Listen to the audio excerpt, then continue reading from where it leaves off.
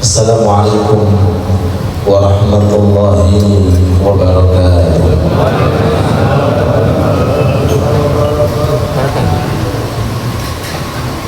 Alhamdulillah alladzi syarrafana fi hadhihi al-hayah bi a'la tilkal khususiyah ala wa hiya iqami khamsi salawatin kulla yawmin wa laylah. اللهم أدم صلواتك وسلامك على هذا المصطفى وهذا المجتبى وهذا المرتقى نبينا محمد الذي به جاءت إلينا هذه الخصوصية فصرنا من أهل تلك الخصوصية وعلى سائر آبائه وإخوانه من الأنبياء والمرسلين ذوي المقامات العلية الرافعة ومن تبعهم بإحسان إلى يوم القيامة وعلينا معهم وفيهم برحمتك يا أرحم الراحمين. رب اشرح لي صدري ويسر لي أمري واحلل عقدة من لساني يفقهوا قولي. نسألك يا ربنا علما نافعا ورزقا كثيرا حلالا طيبا واسعا وعملا متقبلا آمين يا رب العالمين. Hadirin hadirat yang dirahmati Allah Subhanahu wa ta'ala, dikatakan dengan sebutan Muhammad, nama untuk Nabi kita Muhammad sallallahu alaihi wasallam, karena keutamaannya selalu menyertai dan tidak pernah terputus. Sehingga saat lahirnya beliau Nabi Muhammad sallallahu alaihi wasallam oleh kakek beliau Sayyid Abdul Muttalib memberikan nama dengan sebutan Muhammad. Setelah orang-orang Quraisy mengetahui bahwa nama cucunya Muhammad, mereka bertanya-tanya, "Limadha sammaita ibnaka bi Muhammad wa lam yakun li abnaina ismu hadha?" Kenapa wahai Abdul Muttalib engkau memberikan nama kepada cucumu Muhammad, padahal nama ini asing, belum pernah dari kalangan leluhur kami atau kerabat-kerabat kami sampai saat ini yang memiliki nama dengan julukan nama Muhammad. Setelah mendengarkan apa yang disampaikan oleh orang-orang Quraisy, Sayyid Abdul Muttalib beliau mengatakan, "Sammaitu bni bi Muhammad," aku katakan cucuku ini aku kasih nama dengan nama Muhammad, dengan tujuan agar selalu dipuja dan dipuji oleh penduduk dunia dan penduduk langit. Allahumma shalli ala Muhammad. Wabil khusus di bulan yang sangat agung yaitu bulan Rajab, setiap individu dari kalangan umatnya muslim mukmin pasti akan mengenang satu peristiwa, wabil khusus ketika mengerjakan sholat 5 waktu. Peristiwa apa ini? Peristiwa yang dihebohkan oleh Allah, peristiwa yang diherankan oleh Allah, peristiwa yang wajib bagi kita untuk mengagungkan dan mensyiarkan, yaitu peristiwa di malam 27 Rajab, Isra dan Mi'raj Nabi Muhammad sallallahu alaihi wasallam. Sehingga kalau kita hayati ayat Isra Allah memulai dengan kata-kata subhana, bukan kata-kata alhamdulillah atau kata-kata Allahu Akbar atau kata-kata kalimah tahlil la ilaha illallah, tapi dipilih oleh Allah dari sekian lantunan-lantunan zikir, dipilih dengan kata-kata subhana, menunjukkan bahwa isi perjalanan Isra dan Mi'raj Nabi Muhammad sallallahu alaihi wasallam ini di dalamnya penuh dengan ketakjuban dan hal-hal yang sulit untuk diterima oleh akal manusia, sehingga diawali dengan firman-Nya subhanalladzi asra bi'abdihi lailan minal masjidil haram ilal masjidil aqsa alladzi barakna haulahu linuriyahu min ayatina innahu huwas samiul basir. Dalam ayat ini Allah tidak menyebutkan secara perincian satu persatu tentang kejadian di alam mathal. Ada istilah alam namanya alam ghaib, ada istilah alam namanya alam syahadah. Alam syahadah, kehidupan saat ini kita di dunia yang bisa ditemukan dengan panca indera manusia, sebutannya alam nama syahadah. Ada alam ghaib di luar panca indera manusia biasa. Di antara alam ghaib namanya alamul mithal, alam perumpamaan dan percontohan. Allah di dalam ayat ini meraut tidak menyebutkan secara mendetail, tapi disimpulkan di akhir ayat tersebut linuriyahu min ayatina. Aku datangkan itu Muhammad melalui Isra dan Mi'raj agar Muhammad itu mengetahui ayat-ayat, tanda-tanda kebesaranku. Min ayatina, kalau diartikan min litab'id berarti cuma sebagian ayat-ayatku, tapi tidak ada hal yang mustahil bagi Allah. Kalau waktu yang sangat singkat itu semua kejadian yang menunjukkan tanda kebesaran Allah, Allah Ta'ala mampu memberikan Rasulullah bisa melihat semuanya, sehingga minnya bukan litab'id tapi min listighraqil afrad. Seluruh ayat-ayat tanda-tanda kebesaran Allah Subhanahu wa Ta'ala diperlihatkan oleh junjungan Nabi besar kita Muhammad sallallahu alaihi wasallam. Mudah-mudahan kita digolongkan termasuk umatnya, dan mudah-mudahan kita mendapatkan keberkahan dari beliau, khususnya untuk memperingati dan terus memperingati Isra dan Mi'raj Nabi Muhammad sallallahu alaihi wasallam. Semoga membenah dalam jiwa kita untuk mengagungkan syariat Allah secara menyeluruh, khususnya syariat berupa kewajiban salat 5 waktu. Amin ya rabbal alamin.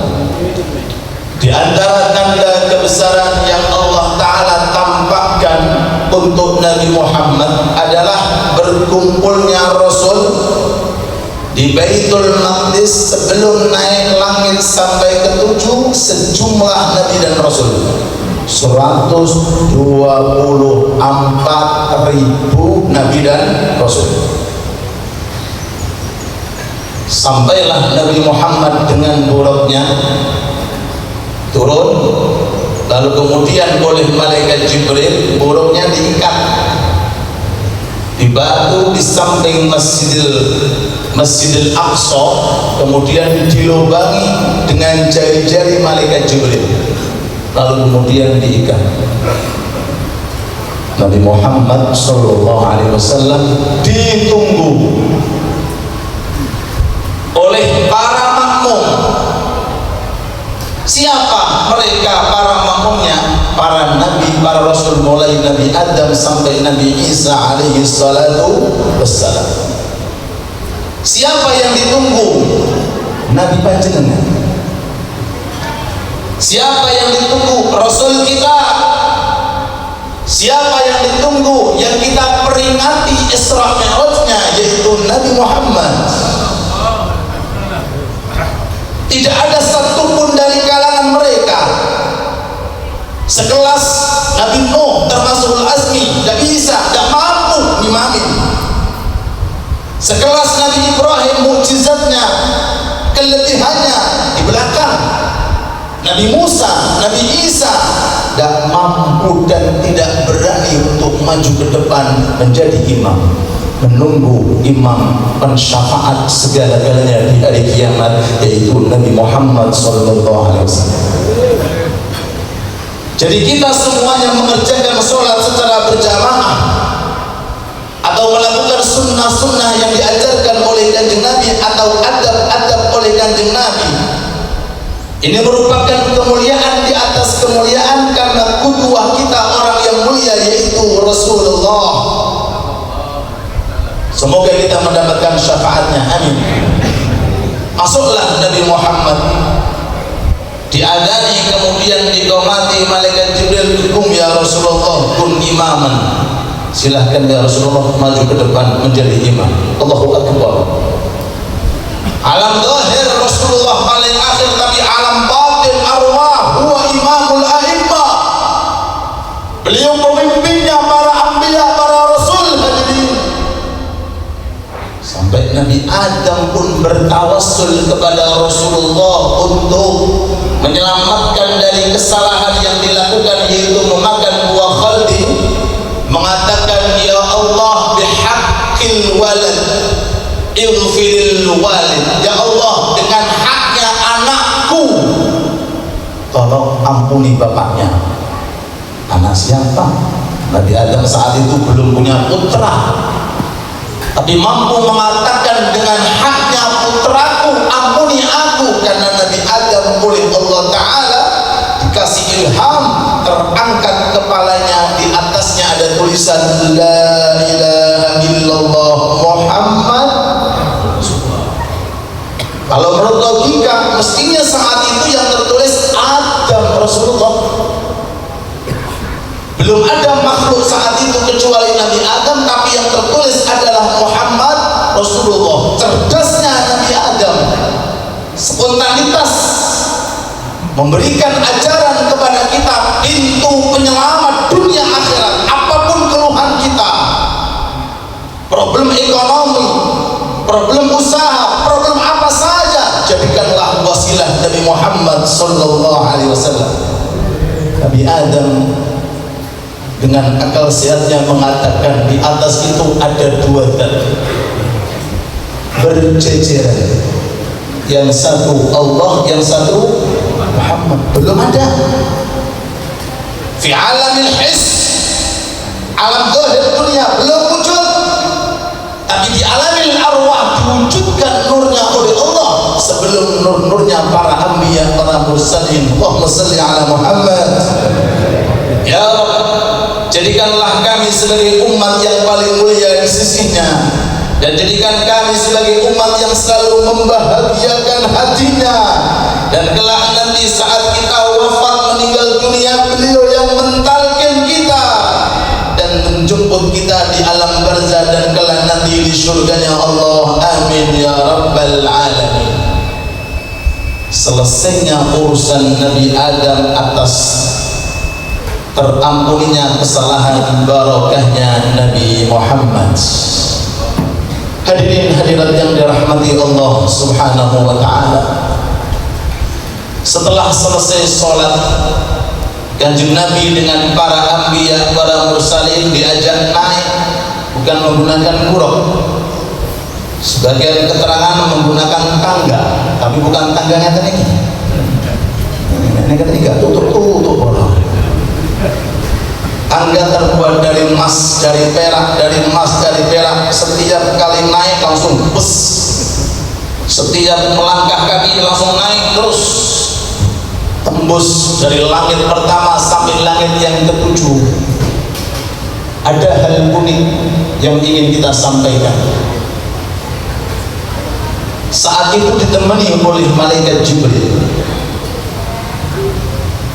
Dan malaikat Jibril itu tugasnya naik turun membawa wahyu. Jadi selangganan lebu metu itu biasa.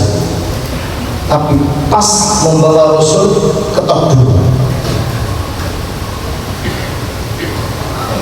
Datang malaikat Jibril dengan Nabi Muhammad mengetok pintu yang pertama. Malaikat yang ada di langit pertama mengatakan, "Man?" Jibril menjawab, "Jibril, faham, aku faham. Gak ada yang bisa masuk kecuali kamu. Tapi kenapa kamu ketok?" Allahumma shalli ala Muhammad. Kalau kamu naik turun sudah biasa, gak perlu ketok. Udah, kamu ini pemimpin malaikat. Nih orang mulia, nih mengajarkan kepada kita tata krama dan sopan santun.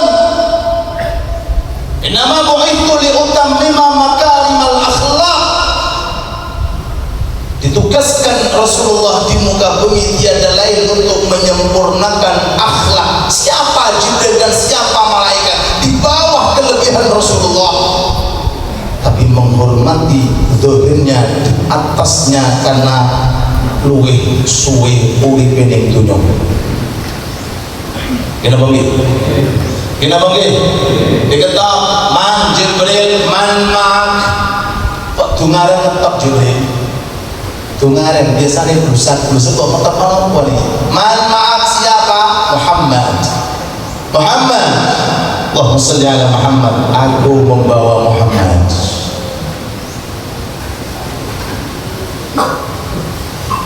Para malaikat Allah hanya bisa menyaksikan dari atas ketika memandang ke bumi bagaimana Rasul Muhammad SAW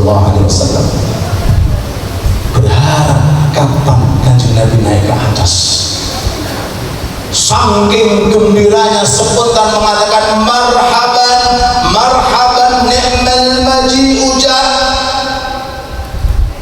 Selamat datang ahlan wa sahlan, sebaik-baik orang yang datang telah datang, yaitu Nabi Muhammad.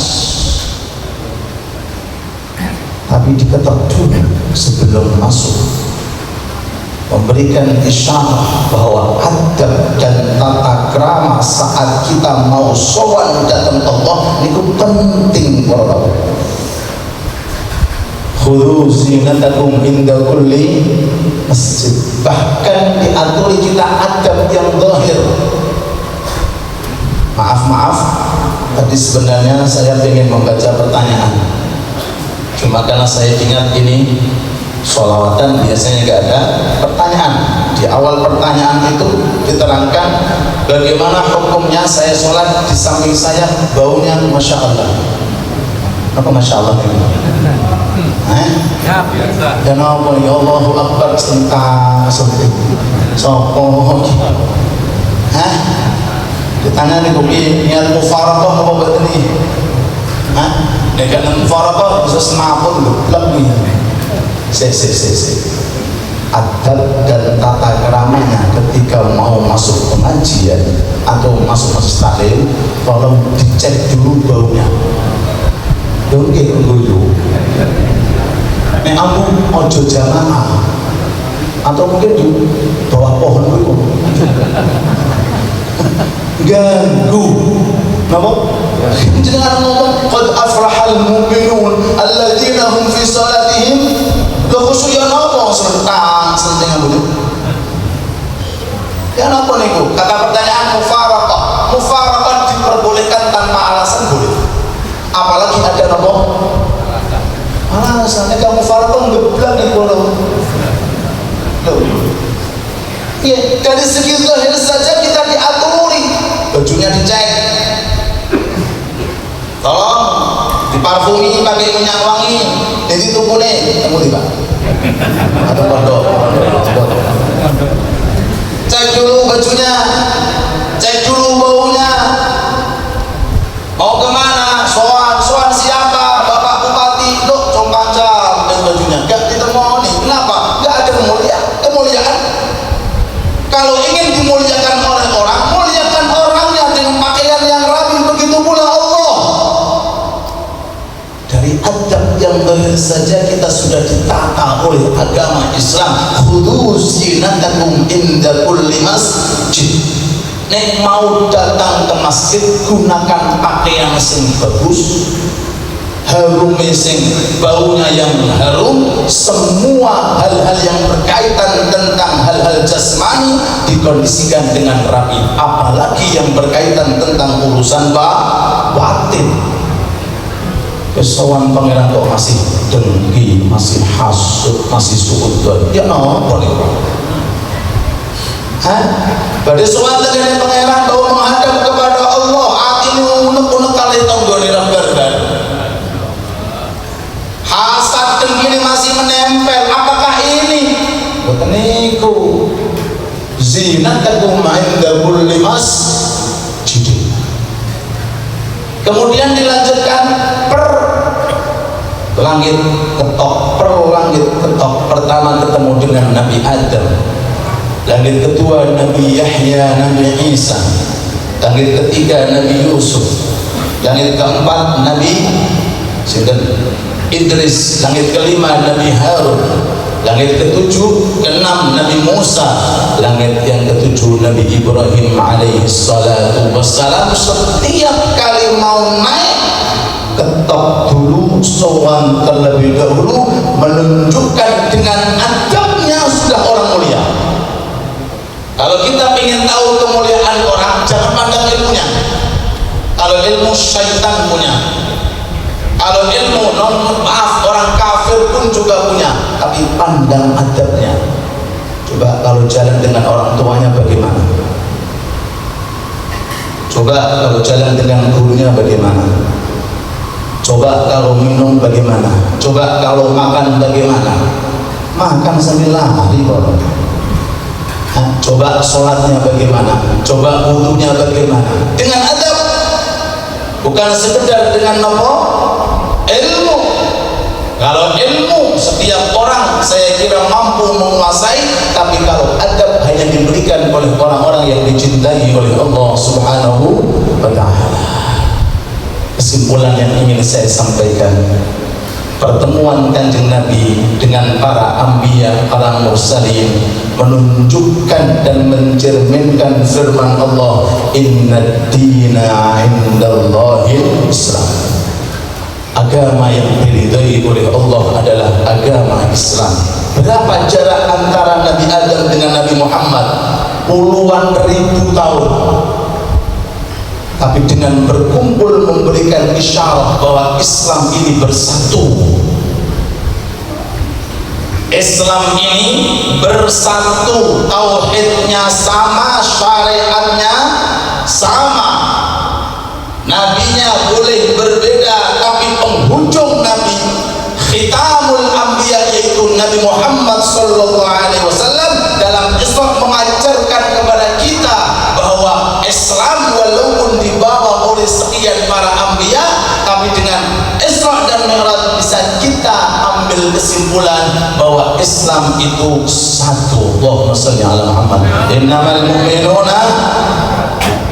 mu'minuna ikhwah. Orang mukmin itu satu sama lain, saling bersaudara. Baik sing kostumnya putih atau kostumnya apa? Lali orang. Lali. Subhanallah. Atau mungkin yang tidak sesuai dengan kostum kita, kostum sekedar zahir, yang penting ikut dari nomor ngaji. Kalau tutup nih 10 menit, 5 menit mau tutup. Jenengan nek salam dari sholat, kan sholat diawali dengan takbir Allahu Akbar sampai salam. Jenengan nggak boleh berhubungan dengan siapapun. Apa bahasanya?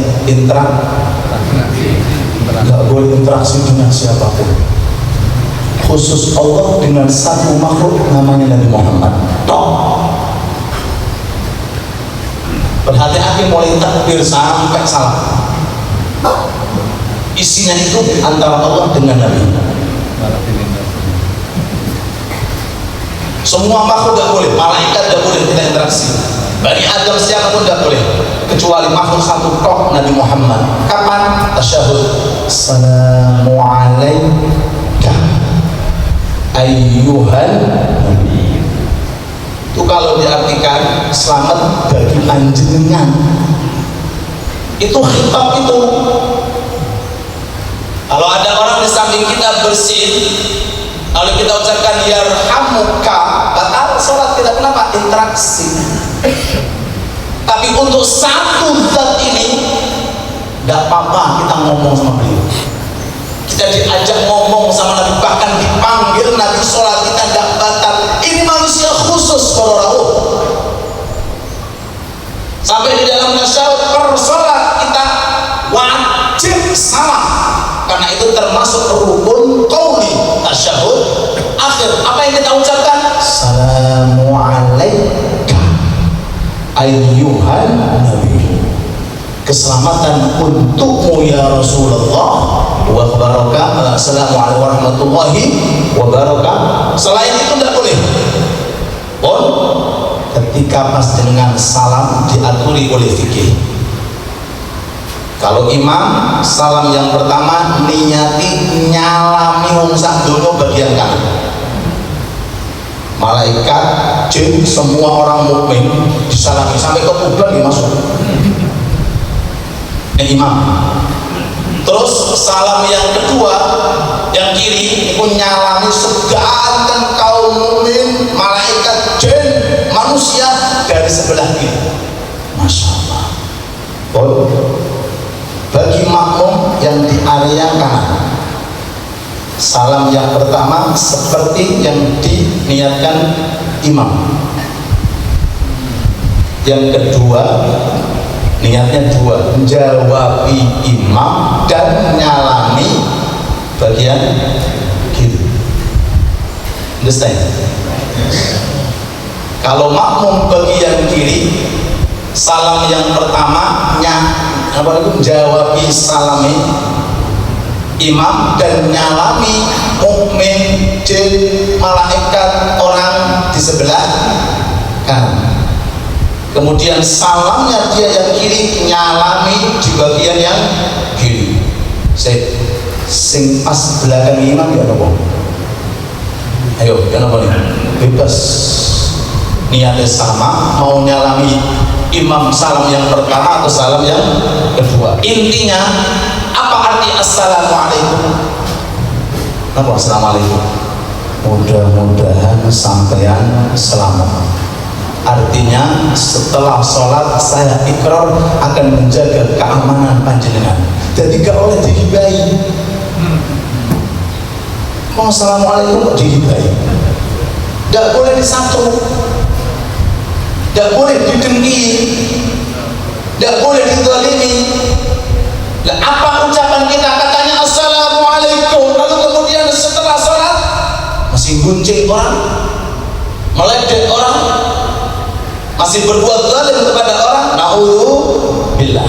Coba dengan sholat saja kalau kita perhatikan hikmah-hikmahnya, insya Allah membuahkan hasil yang sangat luar biasa dalam kehidupan kita. Mudah-mudahan Allah menjadikan kita orang-orang yang mulia fid dini wad dunya wal akhirah, dan kita doakan mudah-mudahan para alim ulama kita, para sesepuh bini sepuh kita, para pengurus masjid khususnya Ustaz Sa'ad dan rekan-rekannya, kita doakan semoga para donatur, para pengurus baik itu takmir masjid, musola atau majelis taklim alia beserta para jamaah, kita doakan mudah-mudahan panjang umur, kita doakan mudah-mudahan sehat walafiat, kita doakan mudah-mudahan diridhoi oleh Allah, kita doakan mudah-mudahan di surga bertemu dengan Rasulullah sebelumnya wafat dalam kondisi husnul khatimah. Amin ya rabbal alamin. Allahumma Allah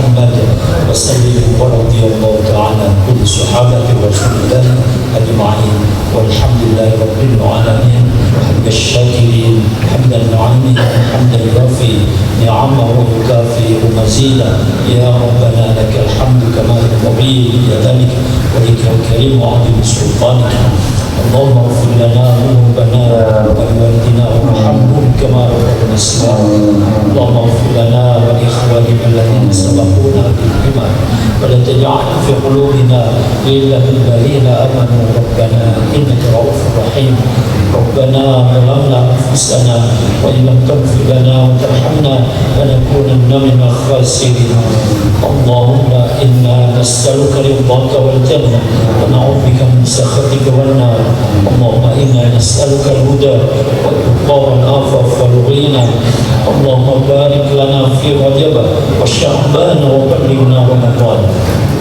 اللهم اجعل جمعنا هذا جمعا مرحوما واجعل تفرقنا من بعده تفرقا معصوما ولا تدع فينا ولا معنا شقيا ولا محروما اللهم اجعل اللهم اجعلنا وأولادنا وأهلنا وقريبنا وذريتنا وتلاميذنا من أهل العلم يا الله من أهل العلم وأهل الخير ولا تجعلنا وإياهم من أهل الشر والضير ربنا تقبل منا إنك أنت السميع العليم وتب علينا إنك أنت التواب الرحيم ربنا آتنا في الدنيا حسنة وفي الآخرة حسنة وقنا عذاب النار وصلى الله على سيدنا محمد وعلى آله وصحبه أجمعين سبحان ربك رب العزة عما يصفون وسلام على المرسلين والحمد لله رب العالمين آمين بسر الفاتحة.